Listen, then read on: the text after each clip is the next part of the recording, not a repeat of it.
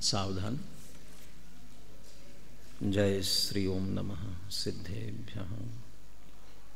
नमो अरहन्ताणं नमो सिद्धाणं नमो आयरीयाणं नमो वज्झायाणं नमो लोये सवसावूणं। मंगलं भगवान् वीरो मंगलं गौतमो गणि मंगलं कुन्दकुन्दाद्यो जैनधर्मोऽस्तु मंगलम्।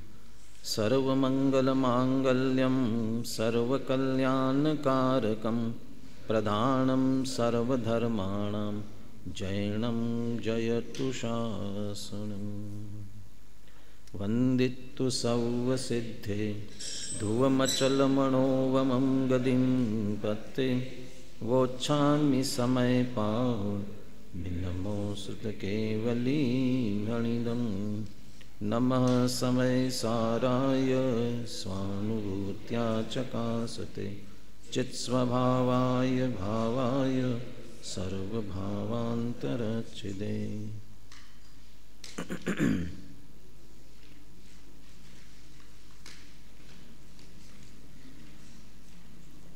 आचार्य कुंदकुंदे विरचित समय सार परमागम पुण्य पाप अधिकार की चर्चा चल रही है।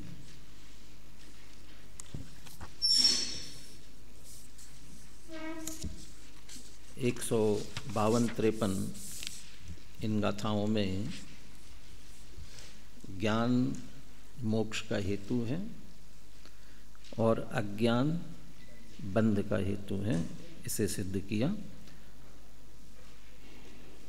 अज्ञान बंध का हेतु है ये कहते हुए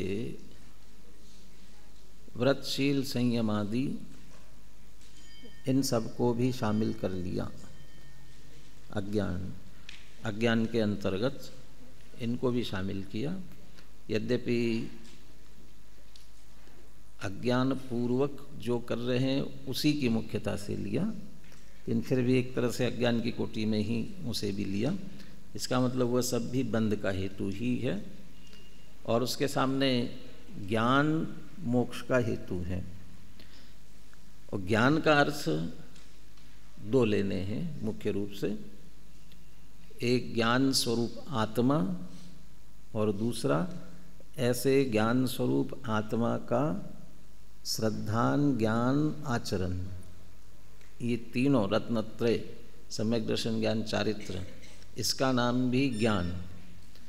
जो कल 105 नंबर का कलश देखा था उसमें जो भवन शब्द है, भवनम, ज्ञानात्मा और फिर भवनम। तो ज्ञान स्वरूप आत्मा तो स्वभाव से है और फिर भवनम उसका होना। तो क्या होना उसका? तो होना यही मैं हूँ ऐसा जानना पहचानना और उसके ही ज्ञान रूप परिणमना, वो होना। तो इसलिए सम्यक दर्शन ज्ञान चारित्र रत्नत्रय वह मोक्ष का हेतु है, क्योंकि उसे कहा कि वह स्वयं मोक्ष स्वरूप है। तो इसमें जो ज्ञान स्वरूप आत्मा है वह तो मुक्त है ही, और जो सम्यक दर्शन ज्ञान चारित्र के परिणाम है वे भी मोक्ष स्वरूप हैं। चौथे गुणस्थान में सम्यक दर्शन हुआ। अब सम्यक दर्शन हुआ है तो मोक्ष स्वरूप कैसे हो गया वह? वो तो अभी तो चौथे गुणस्थान अविरत सम्यक दृष्टि है, तो कैसे मोक्ष स्वरूप हुआ? चौथे गुणस्थान वाले को जिन भी कहा जाता है, जिन, और साथ ही वहाँ भी एक मोक्ष सिद्ध करते हैं, एक मोक्ष घटित होता है। कौन सा मोक्ष? दृष्टि मोक्ष। तो वहाँ दृष्टि मोक्ष है और वे एक देश जिन है, जिनेन्द्र भगवान, एक देश जिन कहा। बनारसीदास जी जिनेश्वर के लघुनंदन कहते हैं, लेकिन वो मुक्त स्वर दृष्टि की अपेक्षा से मोक्ष, श्रद्धान में मुक्ति आ गई है, दृष्टि में मोक्ष आ गया है। एक तो ये, और सचमुच में हमने पर पदार्थों को जो पकड़ रखा है, पर पदार्थों को जो हमने पकड़ा है, या एक तरह से पर पदार्थों के बंधन में है। हमने पकड़ा तो क्या, बल्कि हम स्वयं उसके बंधन में पड़ गए। ये बंधन किस कारण से पड़ा? ये इस विपरीत मान्यता के कारण से पड़ा कि मैं देह हूँ, देह ने हमें बांधा कि हम देह के बंधन में पड़ गए। किसने किसको बांधा? देह ने हमको बांधा कि हम देह के बंधन में पड़े। हम नहीं छोड़ रहे हैं, देह तो जबरदस्ती करता नहीं कि हमको पकड़ रखो, लेकिन ये जो विपरीत श्रद्धा करता है मैं देह हूँ, इसलिए हमने पकड़ा शरीर को, और शरीर को पकड़ा तो बंधन में पड़ गए। ये श्रद्धा की विपरीतता, यही बंधन था। 5 इंद्रिय इसके जो विषय है, इन पर पदार्थों में सुख है, ऐसा जो हमने माना तो हम अटक गए इसमें, और हम अटके तो फिर उसके बंधन में पड़े। तो ये हमारी विपरीतता ही तो बांध रही है, इसलिए ये बंधन। और जहाँ ये स्वीकृत हुआ देह मैं नहीं हूँ, इसलिए 5 इंद्रिय विषय भोगों में रंचमात्र सुख नहीं है, इसलिए बिल्कुल निवृत्त हो गया इनसे, बिल्कुल फ्री हो गया, एक सब पूरी तरह से फ्री हो गया श्रद्धा की अपेक्षा से, इसलिए बिल्कुल मुक्त हो गया। इसलिए वो वहाँ एक मोक्ष कहा, इसलिए सम्यक दर्शन वहीं से मोक्ष प्रारंभ हो गया। और वो सम्यक ज्ञान यथार्थ निर्णय करने वाला, और जितने अंशों में स्वसन्मुखता होगी उतने अंशों में वो मुक्त ही है। वो फिर भी चारित्र की अपेक्षा सम्यक तो होने के बाद भी चारित्र की कमजोरी से उपयोग जाता है, विषय कषायों में भी जाता है, उतना बंधन वो चारित्र की अपेक्षा है बंधन अभी। लेकिन जब स्वसन्मुखता होती है, जितनी वीतरागता, वो उसमें तो वो कषाय नहीं है ना, इसलिए वो भी निर्बंध है, इसलिए उसको मोक्ष स्वरूप। बड़े स्वभाव की अपेक्षा आत्मा मुक्त है, मोक्ष स्वरूप है, और सम्यक दर्शन ज्ञान चारित्र निर्मल परिणाम वे भी मोक्ष स्वरूप है, मुक्त रूप ही है। इसलिए कलश की दूसरी पंक्ति में दोनों बातें कही थी, शिवस्यायम हेतु और स्वयं अपि यतस्तत् शिव इति। ये शिव का हेतु भी है और स्वयं मोक्ष स्वरूप है।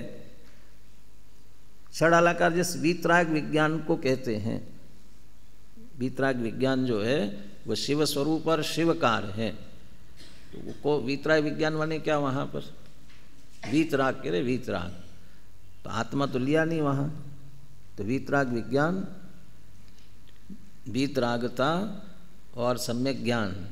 तो सम्यक वास्तव में रत्नत्रय ही है, सम्यक दर्शन ज्ञान चारित्र तो निर्मल परिणाम रूप ही है, और उसे शिव स्वरूप और शिवकार कह रहे हैं। तो वैसे इसलिए आप दोनों लेना है, ज्ञानात्मा आत्मा भी है और उसका भवन रूप सम्यक दर्शन ज्ञान चारित्र, ये दोनों ही मोक्ष के स्वयं मोक्ष रूप हैं और मोक्ष के कारण हैं। और इसके अलावा बाकी सब बंध के हेतु और स्वयं बंध स्वरूप। निमित्त की अपेक्षा से जगत के सारे पदार्थ, देह, कर्म, 5 इंद्रिय के विषय, ये सब बंध के कारण हैं निमित्त की अपेक्षा। कर्म भी निमित्त की अपेक्षा से, और वास्तव में बंधन क्या? ये मैं मेरे इस तरह से जो मानते हैं मिथ्या दर्शन ज्ञान चारित्र विपरीत, वे मिथ्या दर्शन ज्ञान चारित्र के परिणाम वे स्वयं बंध रूप है, बंधने वाले, और बंध के हेतु बनते हैं मिथ्या दर्शन आदि के परिणाम। तो वो सम्यक दर्शन से विपरीत वे सब यथोतिरिक्त अतो अन्यत, वे सब जो है बंध रूप और बंध के हेतु हैं। इस कलश का पद्यानुवाद एक साथ बोलिए सभी।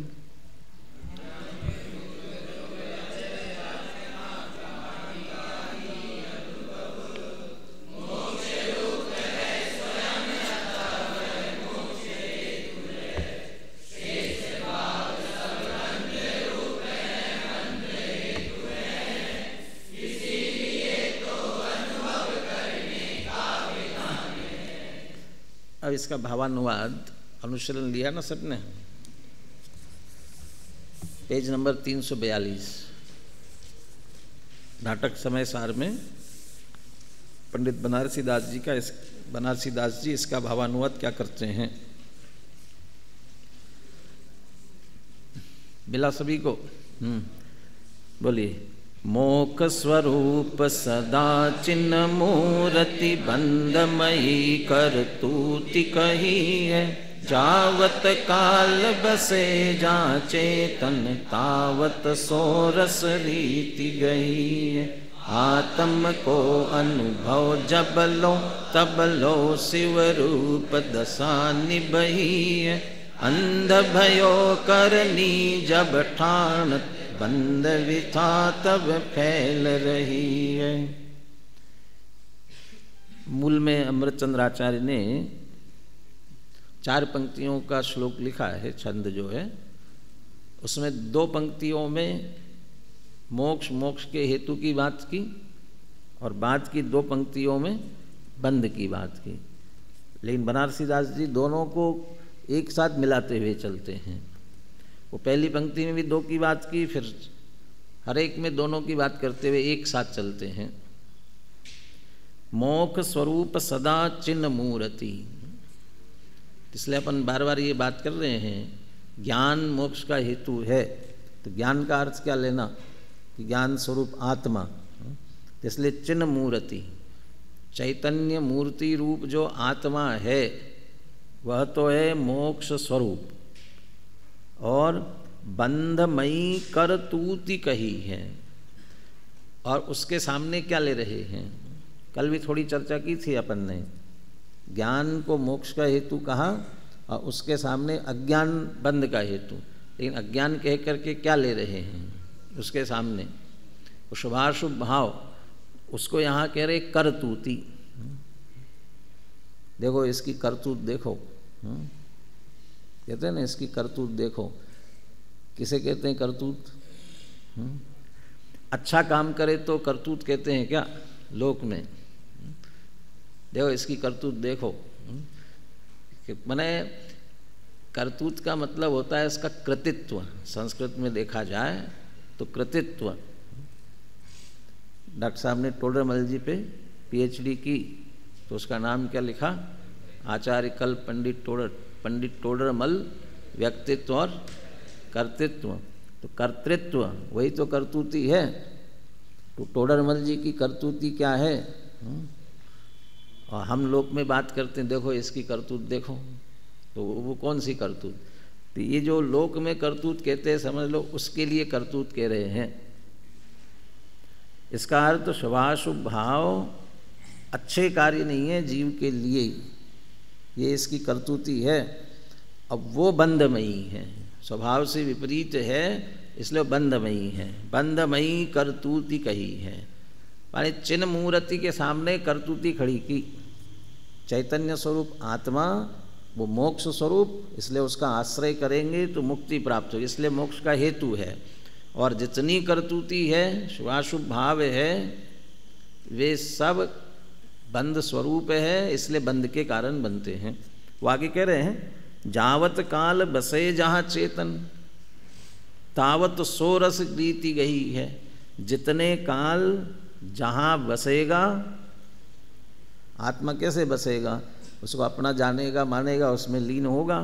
तो जिसमें बसेगा तावत सोरस रीति गई है, वो उतने काल वही रस मिलेगा उसे, वही फल मिलेगा उसे। चिन्ह मूर्ति मोक्ष स्वरूप है, चैतन्य रूप आत्मा मुक्त स्वरूप है। चेतन यदि उसमें बसेगा वही रस वही फल मिलेगा। वो मोक्ष स्वरूप है, उसमें बसेगा, उसमें लीन होगा तो क्या फल मिलेगा? ये मोक्ष का फल मिलेगा, मुक्त मोक्ष का हेतु होगा। और कर्तूति शुभाशुभ परिणाम वे जब बंध रूप है और चेतन यदि वहाँ बसेगा उसे क्या फल मिलेगा? तावत सोरस रीति गई है, तब तक वह बंध का ही फल मिलेगा उसे, इसलिए वो बंध के कारण बनते हैं। तो क्या करना? तो वो प्रेरणा देते हैं आत्म को अनुभव जब लो तबलो शिवरूप दशा निभही है। आत्मा का अनुभव जब तक होगा तब तक तो शिवरूप दशा का निर्वाहन होता है, शिवरूप दशा का निर्वाण होता है और शिवरूप दशा प्रकट हो जाती है। तो आत्मा का अनुभव, चैतन्य मूर्ति आत्मा, और जहाँ बसता है वहाँ वो फल मिलता है। तो जब वहाँ बस रहा है तो शिवरूप दशा, मुक्त रूप दशा प्रकट होती है। अंध भयो करणी जब ठाणत, अंध भयो करणी जब ठाणत। अब यहाँ फिर करनी, यहाँ करनी फिर शुभाशुभ भाव को ले रहे हैं। वे शुभाशुभ भाव अंध होकर के करता है। अब अंध होकर के करता है तो क्यों आंखें खोल के नहीं करता? एक सम्यक दृष्टि, छठे सातवें गुणस्थान वर्ती, व्रतशील संयम महाव्रत का पालन करते हैं, 5 समितियों का पालन करते हैं, अंगीकार किया है। और वो छठे सातवें गुणस्थान वर्ती जब ईर्या समिति पूर्वक चलते हैं तो कैसे चलते हैं? आँख खोल करके चलते हैं। और कोई मिथ्या दृष्टि, बाहर में तो अभी छठा सातवां गुणस्थान सम्यक्त भी नहीं है और मुनि दशा अंगीकार कर ली, अब वो ईर्या समिति पूर्वक गमन करते हैं। तो वे कैसे गमन करते हैं? आँख बंद करके गमन करते हैं। अंध भयो, आंखें बंद करके, ऐसा है ना, अंध भयो करणी जब ठाणत। तो वे अंध माने क्या? अंध भयो क्या होता है? अंध क्या हिंदी में शब्द क्या बोलेंगे उसे? अंधे ही कहेंगे ना, अंधे होकर के। क्या अंधे होकर के वे करनी करते हैं? अंधे होकर के। तो अंध शब्द का अर्थ क्या यहाँ? अरे स्वयं चैतन्य स्वरूप आत्मा है और उस आत्मा को नहीं देखते हैं, ये सबसे बड़ा अंधापन है। आँख होकर के भी अंधा, वो कहते हैं ना, मछली को क्या, जल में रहकर भी मछली को, जल में रहते हुए भी मछली को प्यास है। कैसे प्यास है? तो वो ऐसे ही, अभी प्रत्यक्ष की बात हो रही थी क्लास में आपके, प्रत्यक्ष, सारे जगत प्रत्यक्ष किसको कहता है? अक्ष माने इंद्रियां, और इंद्रियों से जो दिखे वो उसका नाम प्रत्यक्ष। ये ऐसी परिभाषा करो प्रत्यक्ष की, ये ठीक है क्या? तो सारे जगत को वो इंद्रिय ही प्रत्यक्ष दिखाई देती है, लेकिन वास्तविक अर्थ क्या उसका? प्रत्यक्ष माने अक्ष माने आत्मा, और आत्मा से सीधा जो जानने में है वो प्रत्यक्ष। तो आत्मा से सीधा आत्मा जानने में आ सकता है ना, जानने में आना चाहिए। तो जो है उसे तो देखता नहीं है, और जो नहीं है उसको देख रहा है, इसलिए कह रहे वो अंधा। चैतन्य स्वरूप आत्मा को न देखे, न जाने, न माने, उसका नाम अंध है। और अंधा हो करके फिर जो भी करनी करेगा वो सब करनी जब ठाणत। बंद व्यथा तब फैल रही है, तब बंद की व्यथा ही फैलेगी, बंद की पीड़ा, बंद का कष्ट ही सहना पड़ेगा। और वहीं अंध भयो करनी जब ठाणत, फिर सूझते हुए करनी करे तो, सूझते हुए आँख खोल करके करनी करे तो, करनी करेगा लेकिन बहुत सावधानी से करेगा, होगा। चैतन्य माने देह से भिन्न, पर से भिन्न, एकत ममत कर्तृत्व भोक्तृत्व से भिन्न निर्णय करते हुए मोक स्वरूप सदा चिन्ह मूर्ति, चैतन्य स्वरूप आत्मा ही मैं हूँ, ऐसा निर्णय करके फिर वो सूझता हो गया, उसका दृष्टिवंत हो गया। लोक में भी आँखें वाले दृष्टिवंत हो गया। लोक में तो अंधे के हिंदी में क्या कहेंगे विपरीत में? एक अंधा और दूसरा क्या कहेंगे? आँखों वाला, संस्कृत का ही शब्द लेना पड़ेगा, दृष्टिवंत। और या सूझता हुआ, जिसे सूझ रहा है। चैतन्य स्वरूप आत्मा दृष्टि में आया, कदाचित वह करतूती करे भी, भूमिका के अनुसार शुभाशुभ भाव हो रहे हो, तब भी बंद व्यथा नहीं फैलेगी, तब भी वह मुक्ति की तरफ आगे ही बढ़ने वाला है। इसलिए आंखें खोल कर करो कहते हैं, जो भी काम करो आंखें खोल कर करो। आंखें अंदर की आंखें खोल करके यथार्थ स्वरूप निर्णय करके करो।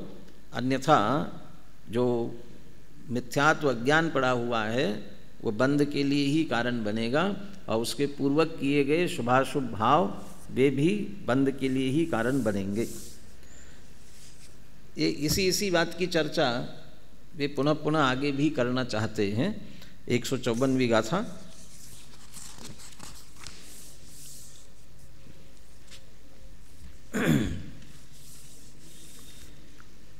इसका उत्थानिका। अथ पुनरपि पुण्यकर्म पक्षपातिनः प्रतिबोधनाय उपक्षिपति।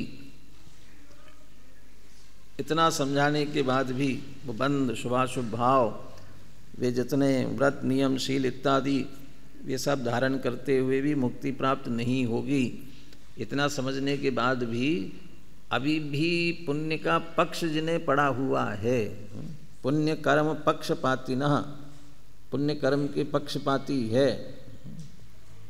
ऐसा हो जाता है ना, पक्ष आ जाता है किसी किसी का, वो कुछ भी करता रहे तो भी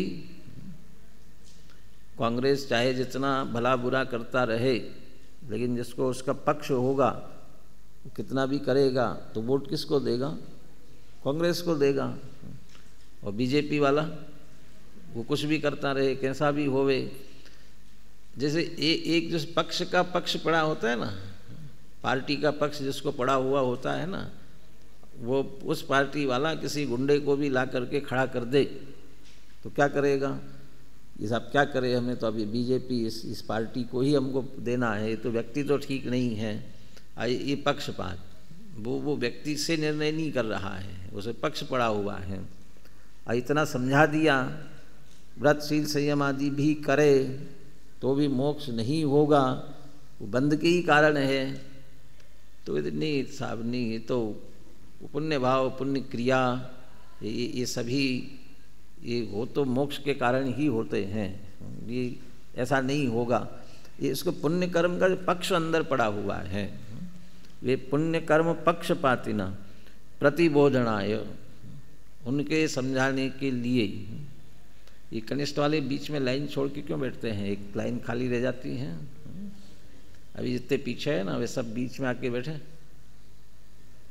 और कल से भी बीच में बैठना। वरिष्ठ वाले नहीं आते हैं, अभी नहीं आए समझ, लास्ट बेंच वाले पूरे बीच में आकर के बैठिए, और इधर इधर सामने आओ सभी, जितने उस तरफ बैठे हैं ना लास्ट के बेंच पर, सामने की तरफ आए।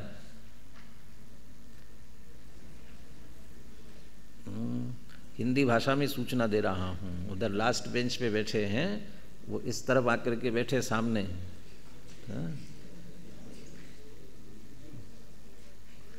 अभी भी नहीं आ रही समझ में बात।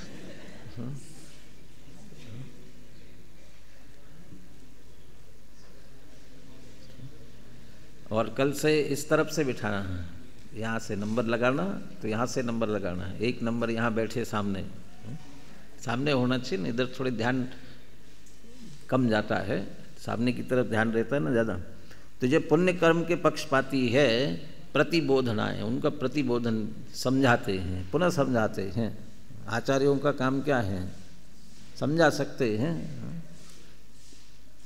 टोडरमल जी ने वैद्य का उदाहरण दिया है, दूसरे तीसरे चौथे पांचवें सब अधिकारों के प्रारंभ में क्या रोगी और वैद्य का उदाहरण दिया। तो वो और रोगी है समस्त संसारी जीव, और वैद्य कौन है? श्री गुरु। वे समझाते हैं।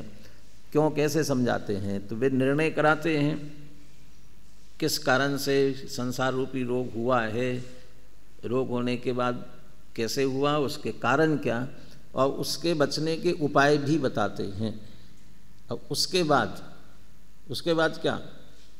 उसके बाद ये कहा, इसके बाद तो इसका अनुसरण करना तो अपना कर्तव्य है। गुरु तो उपदेश देंगे, वैद्य तो उपाय बताएगा, लेकिन उस उपाय के अनुसार चलना ये तो रोगी का कर्तव्य है। यदि रोगी कुपथ्य सेवन करे तो इसमें वैद्य क्या कर सकते हैं? ऐसे गुरु तो समझा सकते हैं, और समझाने के बाद भी तुम्हें पुण्य कर्म का पक्षपात नहीं छूटे तो क्या करे? कर रहे हैं ना, प्रतिबोधनाय, बोधनाय प्रतिबोधनाय। पहले बोधन दे दिया, उपदेश दे दिया, फिर समझ में नहीं आया तो फिर प्रतिबोधन, फिर पुनः पुनः समझाते हैं। क्या करना? ये पुनः समझाना, ये पुनः पुनः समझाते, दोबारा समझा रहे हैं। और साथ में उपक्षिपति, अब थोड़ा संक्षेप करते हैं। ये कहने को तो संक्षेप किया, फिर चर्चा करेंगे। ये अस्ति नास्ति आगे तक चलती रहेगी ऐसे ही। ये पुण्य कर्म के पक्षपाती को समझाया, ये पुण्य बंध के ही कारण बनता है। आगे अगली गाथा में क्या सिद्ध कर रहे हैं? अथ परमार्थ मोक्ष हेतुम तेषाम दर्शयति। कहते आप पुण्य कर्म के पक्ष वालों को कह रहे ये तो मोक्ष का कारण नहीं है। अब तेषाम, उन्हीं को, जो पुण्य कर्म के पक्षपाती है ना, उन्हीं को अब परमार्थ मोक्ष का हेतु क्या है ये बताते हैं। तो परमार्थ मोक्ष का हेतु बता दिया। अब फिर आगे क्या कहते हैं? अथ परमार्थ मोक्ष हेतु अन्यत कर्म प्रतिषेधयति। अब फिर परमार्थ मोक्ष के हेतु के विरुद्ध जो क्या है कि कर्म, उसका क्या करते हैं? फिर निषेध करते हैं। अब कर्म है वो मोक्ष का हेतु नहीं है, बंध का ही है। इस तरह फिर कर्म का निषेध किया। फिर क्या करेंगे? अच्छा, कर्मणो मोक्ष हेतु तिरोधान कारणम साधयति। अब फिर तो ये उसी पर चल रहे हैं कि फिर तो कर्म के ऊपर ही चले कि कर्म जो है वो मोक्ष के हेतु का तिरोधान करने वाला है, मोक्ष हेतु के विपरीत उसको नष्ट करने वाला है। और अत कर्मणा स्वयं बंधत्वम साधयति, कर्म बंध स्वरूप ही है। और इन अंतिम गाथाओं में भी कर्मणो मोक्ष हेतु तिरोधायी भावत्वम दर्शयति। अब फिर अस्थि वाली बात क्यों नहीं ली? फिर तो नास्ति ले रहे हैं। कर्म मोक्ष के विरुद्ध ही है, वही बात क्यों ले रहे हैं? क्योंकि पुण्य पाप अधिकार है और पुण्य पाप से छुड़ाना है, इसलिए उसी की विशेषता फिर आगे बताते जाएंगे। अस्थि वाली बात यहाँ तक बता दी। ये समझ लीजिए 155वीं गाथा में बता देंगे एक बार पुनः अस्थि, फिर ज़्यादातर नास्ति पर की बात कर रहे हैं। 154वीं गाथा थोड़ा हिंदी पढ़ते हैं, जो अपन ने भी संस्कृत उत्थानिका पढ़ी ना, इसकी हिंदी। वस्तु स्थिति इतनी स्पष्ट होने पर भी अज्ञानी जन पुण्य की कामना करते हैं। इस बात को आगामी गाथा में कहते हैं। तात्पर्य यह है कि आगामी गाथा में पुण्य के पक्षपातियों को समझाया जा रहा है। बहुत अच्छी गाथा है, बोलिए एक साथ।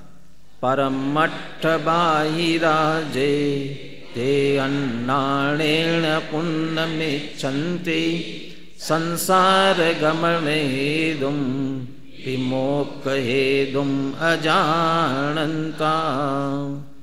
परमट्ठ अर्थ करते हैं पहले, बाद में पढ़ेंगे अपन। परमट्ठ बाहिराजे, जो परमार्थ से बाहर है। परमार्थ से बाहर है, पहले भी बात आई। परमार्थ से बाहर है का मतलब परमार्थ स्वरूप आत्मा और उसके श्रद्धान ज्ञान चारित्र से रहित है। जैसे नाचार्य की अपेक्षा परमार्थ मोक्ष, चार पुरुषार्थों में उत्कृष्ट पुरुषार्थ मोक्ष पुरुषार्थ, और मोक्ष पुरुषार्थ वास्तविक सम्यक दर्शन ज्ञान चारित्र रूप मोक्ष मार्ग है। उससे जो बाहर है, सम्यक दर्शन ज्ञान चारित्र रत्नत्रय रूप से जो बाहर है, तब सम्यक दर्शन ज्ञान चारित्र नहीं तो वे है क्या? ये मिथ्या दर्शन ज्ञान चारित्र अज्ञान है। उस अज्ञान के कारण से ही अन्नानेन पुण्यमिच्छन्ति, अज्ञान से वो पुण्य की चाहना, उसी अज्ञान पने के कारण से वे पुण्य को चाहते हैं। पुण्य कैसा है कि संसार गमन हेतुम, पुण्य कैसा? संसार गमन का हेतु है, संसार का ही कारण है, और ये प्रारंभ से समझाते आ रहे हैं। तो ऐसे संसार के भ्रमण का, संसार परिभ्रमण का ही जो कारण है, ऐसा जो पुण्य वो उसे ही चाहते हैं। होना तो चाहते हैं मुक्त, माने मुक्त होना चाहते हैं, और मुक्त होने के लिए क्या करते हैं? जैसे कभी कभी ये होता है ना कि कोई, क्या कुछ कहावत भी है ऐसी, माने जलते हुए भट्टी में उसमें से निकले ना, भड़बूजे के उसमें, और उधर से निकले और बचने के लिए फिर वह भट्टी में चला जाता है। कोई कीड़ा जैसे भड़बूजा वो चना बना भून रहा हो, उसके अंदर हो कोई, और उसमें से जल रहा है तो उछल गया, बाहर निकला।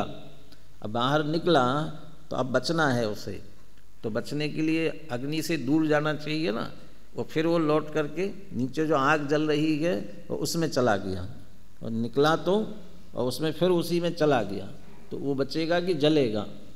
वो ऐसे ही मुक्त होने के लिए, निवृत्त होने के लिए प्रयास किया, कर रहा है, और प्रयास किया फिर गया कहाँ? जो संसार का ही कारण है उसी में चला। संसार गमन हेतुम, संसार का जो कारण है उसी में चला गया। तो क्यों? मोक्ष हेतुम अजानंता, वास्तविक जो मोक्ष का हेतु है उसे अजानंता, नहीं जानने के कारण से। तो वास्तविक मोक्ष का हेतु जानते नहीं हैं। अज्ञान से जो पुण्य वास्तविक संसार गमन हेतु, संसार के गमन का ही कारण है, ऐसे उस पुण्य को चाहते हैं अज्ञानपने के। और अज्ञानपना क्यों है? परमट्ठ बाहिरा, क्योंकि वह परमार्थ से बाहर है, वस्तु स्वरूप को नहीं जानते हैं, इस कारण से ही विपरीतता होती है। गाथार देखिए पहले। जो जीव परमार्थ से बाह्य हैं वे मोक्ष के वास्तविक हेतु को न जानते हुए अज्ञान से संसार गमन का हेतु होने पर भी मोक्ष का हेतु समझकर पुण्य को चाहते हैं। टोडरमल जी ने ऐसा कोई उदाहरण दिया अभिप्राय की बात को लेते हुए। अरे मैं ऐसा समझ करके, कोई अमृत समझ करके किसी चीज़ को भक्षण करेगा तो अमृत का फल देगा कि नहीं देगा? अमृत का फल देगा कि नहीं? कि समझ रहा है वो, ये ऐसा समझ करके उसे ग्रहण कर रहा है तो अमृत का फल मिलेगा कि नहीं उसे? तो वो अमृत समझ करके ग्रहण कर रहा है, वो समझ रहा है लेकिन वो है नहीं ना, तो उसका फल कैसे देगा? ऐसे पुण्य हम तो समझ रहे इससे मोक्ष होगा, लेकिन वो तो जो उसका कार्य है वो वही तो फल देगा। इसलिए वह उसका फल है पुण्य का संसार भ्रमण, संसार की बंध का, इसलिए वही फल देता है, मुक्ति का फल नहीं देता। अब बोलिए गाथा और पद्यानुवाद बोलिए। परमट्ठ बाहिराजे ते अन्नानेन पुण्यमिच्छन्ति संसार गमन हेतुं किं मोक्ष हेतुं न जान। परमार्थ से है बाह्य वे जो मोक्ष मग नहीं जानते, ज्ञान से भव गमन कारण पुण्य को वे चाहते। पुण्य राग का परिणाम, राग रूप ही है, राग रूप परिणाम। वह राग उतना खतरनाक नहीं है जितना राग के प्रति राग खतरनाक है। राग के प्रति राग, राग होना और राग के प्रति राग होना, दोनों में क्या अंतर है? सम्यक दृष्टि ज्ञानी के भी राग होता है, मुनिराज के भी राग होता है, लेकिन राग के प्रति राग नहीं होता। ये आश्रव का भाव। वैसे तो मान कषाय के संदर्भ में उदाहरण दिया, खांसी का उदाहरण दिया ना। किसी को खांसी हो रही हो, अब वो ये सोचता है खांसी अच्छी है कि बुरी है।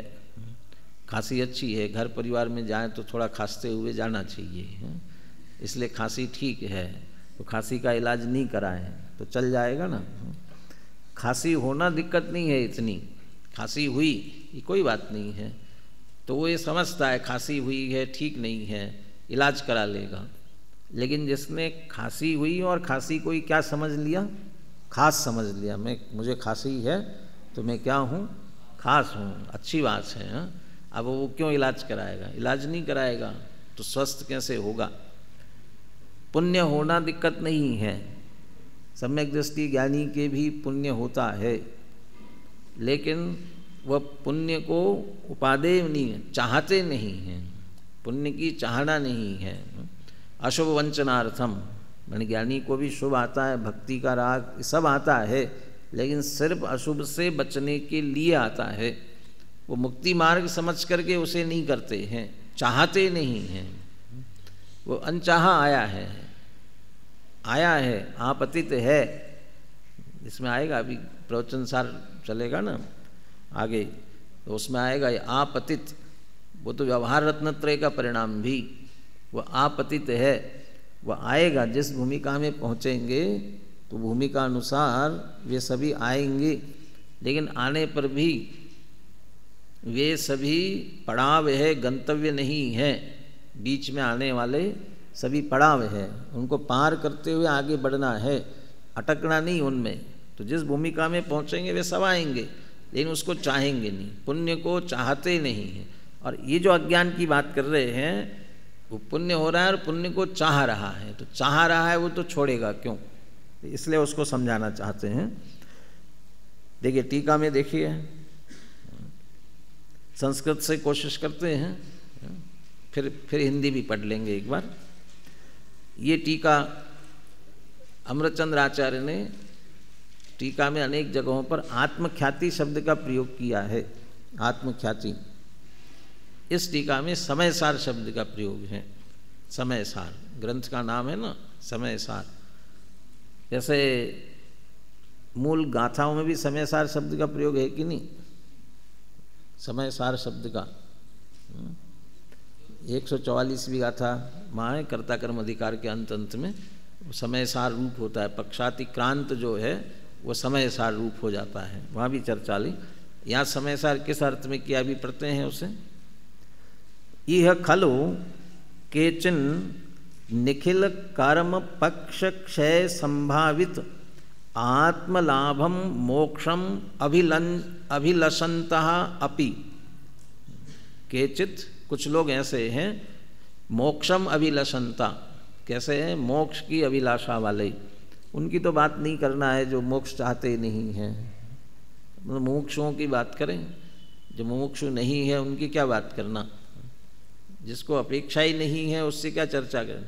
मोक्षम अभिलषंत, मोक्ष की इच्छा वाला है, मोक्ष को चाहता है। कैसा मोक्ष है, ये बीच में अपन ने पढ़ा ना, मोक्षम अभिलषंतः, उसके पीछे आइए, आत्मलाभम। आत्मलाभ, मुक्ति माने क्या, आत्मा की प्राप्ति, बस आत्मा रह जाए और कुछ नहीं बचे, उसका नाम मोक्ष।